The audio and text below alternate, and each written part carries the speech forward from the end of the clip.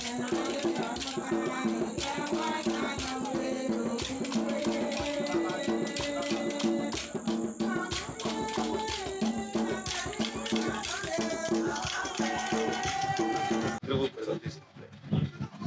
suis l'ami Bernard Adano Kadio, chef central de cité ici.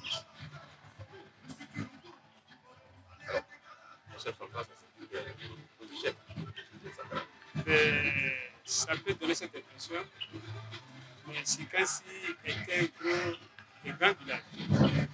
Entre-temps, deux d'ailleurs. Sikassi, c'est un village, Sikassi, un nouveau village.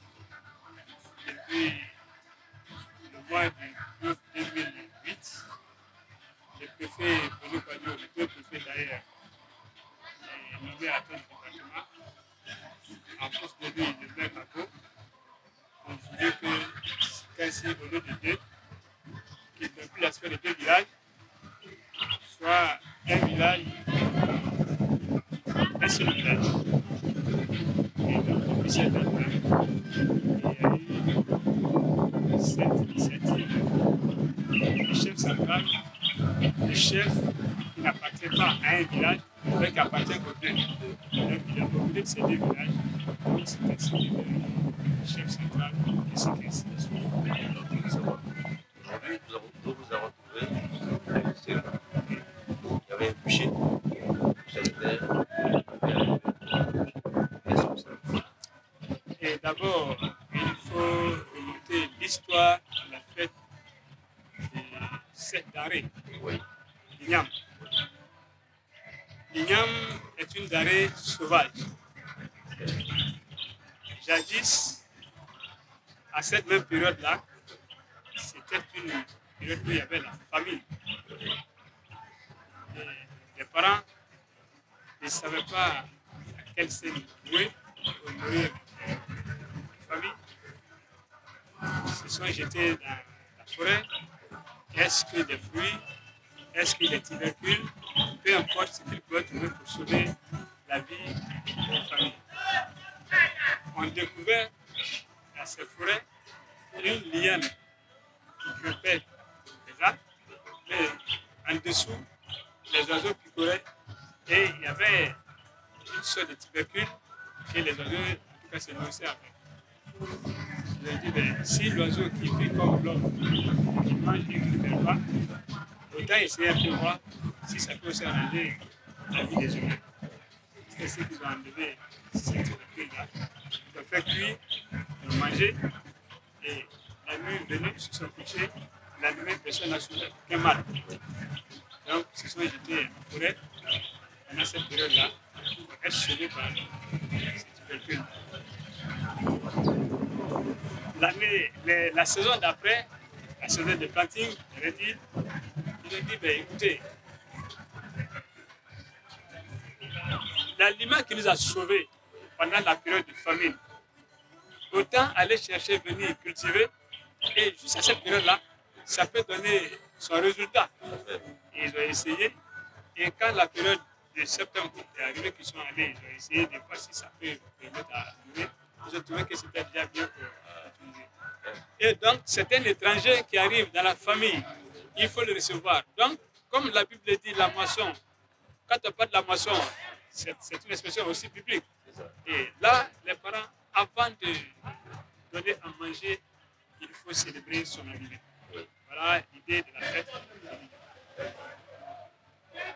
La cérémonie de ce matin. Mais la cérémonie de ce matin, je prends encore un peu l'histoire du peuple maintenant. Beaucoup d'entre nous ne savent pas que nous sommes venus du sud de l'Égypte. Ah, voilà. Nous sommes venus du sud de l'Égypte. Notre avant-dernière étape, c'est celle qui nous a fait vivre au Ghana. Et que l'on nous prend comme des Ghanéens. Mais il y en a parmi nous, le peuple a dit qu'ils sont Ghanéens, et il y en a qui ne sont pas Ghanéens. Donc les peuples Ghanéens, c'est ces peuples-là qui sont chez nous, c'est surtout à Sikassi, et d'ailleurs même c'est Sikassi,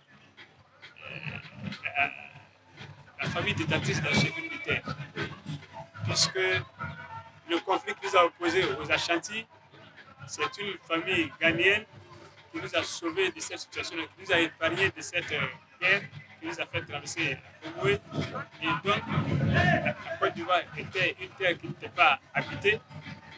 De partout sont venus des peuples. Donc, ces gagnants qui nous accompagnaient pour nous faire vivre ici ont eu le bénéfice d'être les propriétaires terriens. Et donc, c'est eux qui sont les propriétaires terriens, donc détenteurs de la chefferie de terre. Et toute cérémonie coutumière ne prend que leur source dans leur famille. Et c'est pour cela ce matin, nous sommes allés dire bonjour à Nana, le chef de terre, pour souhaiter la bonne fête. Et c'est de par lui que la flamme du feu sort. Et c'est là-bas que nous prenons le feu pour aller alimenter nos foyers avant de commencer la fête. C'est pour cela que ce matin, nous sommes tous retrouvés au pied du chef. Cette famille, c'est la famille Agbena. La famille Agbena. Agbena, c'est la famille dont d'où ressort, j'allais dire, Nana Awi. Awi Badi. Celui-là même qui nous a permis de traverser la Congo quand la guerre nous poursuivait. Contrairement au peuple baoulé, nous sommes arrivés, nous avons quitté le fleuve Congo qui avait son volume d'eau monté et on ne pouvait pas passer. Ah oui, que nous faisait sortir de cette terrible guerre-là et son frère Ekou était un voyant. C'est celui qui a demandé à savoir pourquoi et comment traverser le fleuve. Maintenant, lui a dit qu'il faut un sacrifice humain. Et nous étions au Ghana là-bas, nous pratiquons le matriarcat. Arrivé au bord de ce fleuve-là, le fleuve lui demandait un humain. Ah oui, pour lui, c'est l'enfant à sa sœur qui est bien placé puisque c'est celui-là qui est son héritier. Il demande à sa sœur de lui prêter sa sœur d'abord du nom d'Agua, de lui donner son fils. Agua a posé un refus. Et si Agua refuse, il lui revient de prendre son enfant. Mais tel Agua a refusé, s'il demandait à prendre son enfant devant lui, sa femme aussi va opposer un refus. Et Awi a demandé à tout. Aujourd'hui, quelle sorte prenez-vous la fête quotidienne? C'est une reconnaissance envers cette denrée qui nous a tant soutenus et que nous soutient pendant la période de famine, surtout la période de l'été. La saison de l'été est une saison difficile à tenir bon. Même bien qu'aujourd'hui, beaucoup de cultivateurs font des efforts pour alimenter les marchés, vous trouverez sur tout le marché des plus de gens d'un village. Quel sens donnez-vous à la fête quotidienne? D'abord, c'est pour dire nous avons une reconnaissance envers cette denrée de l'Union. Le sens de cette fête,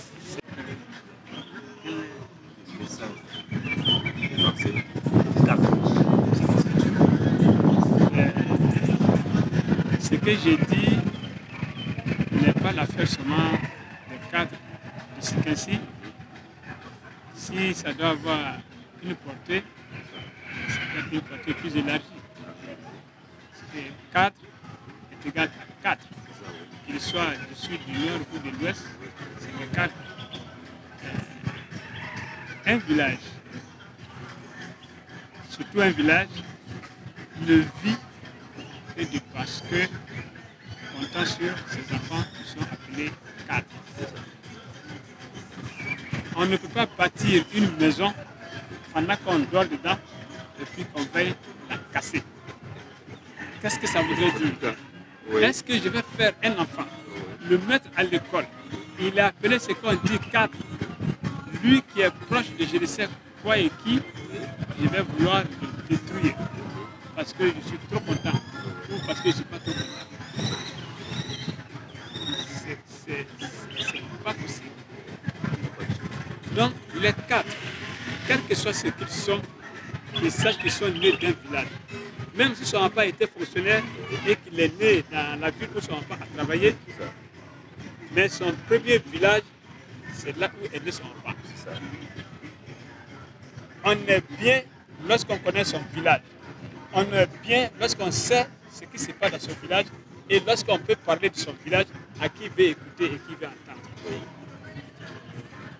Donc l'appel que je lance à ces jeunes frères, là où nous sommes, là où ils sont, qui les exercent, c'est comme le papa qui est allé au champ. Si le champ est éloigné du village, il bâtit un campement pour se rapprocher de ses plantations.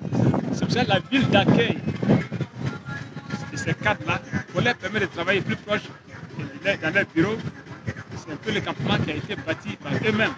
Mais qu'ils sachent qu'ils ont un village et de temps en temps ils doivent jeter un regard. La fierté des parents du village, c'est que les enfants de ce village reviennent de la ville, qui avec sa voiture, qui avec sa moto, qui avec son vélo, mais l'essentiel c'est d'être là. Et à cet égard, le village prospère. Le village prospère. Je sais qu'aujourd'hui, bien des religions, je m'en excuse si c'est une attaque, mais bien des religions donnent l'impression que les parents que nous sommes ceux-mêmes qui créent l'échec à nos enfants, donc sorciers.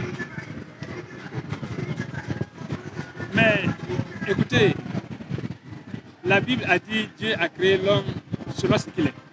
Lui-même Dieu. Son image, selon ce qu'il est. Donc si je pense que mon papa est sorcier, je dis que Dieu est sorcier parce que Dieu a créé mon papa comme il est.